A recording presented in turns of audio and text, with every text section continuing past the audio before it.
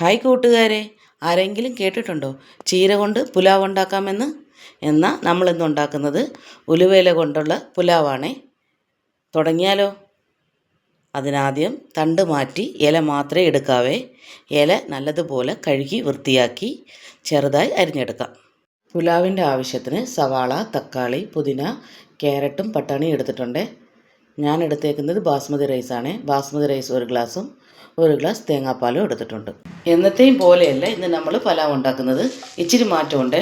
കർണാടക സ്റ്റൈലിലാണ് ഉണ്ടാക്കാൻ പോകുന്നത്. അതിനാദ്യം ചട്ടിയിൽ നെയ്യും എണ്ണയും കൂടെ സമ അളവിൽ ഒഴിച്ചു കൊടുക്കാം. അതിലോട്ട് 2 സവാള നീളത്തിൽ അരിഞ്ഞതും കൂടെ ചേർത്ത് വഴറ്റി കൊടുക്കാം. സവാള വഴറ്റി വരുന്നതിൻ്റെ ഇടയ്ക്ക് നമുക്കൊരു മസാലക്കൂട്ട് തയ്യാറാക്കാം. പുലാവിൻ്റെ ആവശ്യത്തിന് ഒരു മസാല തയ്യാറാക്കിയെടുക്കാം. അതിനുവേണ്ടി മിക്സിയുടെ ചെറിയ ജാറിലോട്ട് പച്ചമുളക് 4 എണ്ണം, ചെറുതായി നുറുക്കിയ ഇഞ്ചി കഷ്ണങ്ങൾ, 8 അല്ലി വെളുത്തുള്ളി, 2 തുണ്ട് പട്ട, 6 ഗ്രാമ്പ്, 2 ഏലക്കായ, 10 കുരുമുളക്, 1 പിടി പുതിനയും ചേർത്ത് നല്ലതുപോലെ അരച്ചെടുക്കാം. ശകലം പോലും വെള്ളം ചേർക്കാൻ പാടില്ല. ഈ മസാല മാത്രമാണ് നമ്മൾ ഈ പുലാവിന് ഉപയോഗിക്കുന്നത്. വേറെ ഒരു മസാലയും ഉപയോഗിക്കത്തില്ല. സവാള വഴണ്ടി വന്നതിന് ശേഷം മസാലക്കൂട്ട് ചേർത്ത് കൊടുക്കാം. മസാലയുടെ പച്ചക്കൊത്തും മാറുന്നവരെ വഴറ്റി കൊടുക്കണം.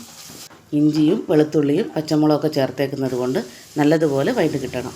അതിനുശേഷം 1 പിടി ക്യാരറ്റും 1 പിടി പട്ടാണിയും 2 പിടി ചീരയും കൂടെ ചേർത്ത് നല്ലതുപോലെ വഴറ്റി കൊടുക്കാം. ചീരയുടെ വെള്ളമെല്ലാം വറ്റി ചീര ചുരുങ്ങിയതിന് ശേഷം 1 തക്കാളി ചെറുതായിട്ട് നുറുക്കിയതും കൂടെ ചേർത്ത് വഴറ്റാം. അതിനുശേഷം 1/4 ടീസ്പൂൺ മഞ്ഞൾപ്പൊടിയും ആവശ്യത്തിനുള്ള ഉപ്പും കൂടെ ചേർത്ത് കൊടുക്കാം. ഞാൻ എടുത്തേക്കുന്നത് 1 ഗ്ലാസ് അരിയാണേ.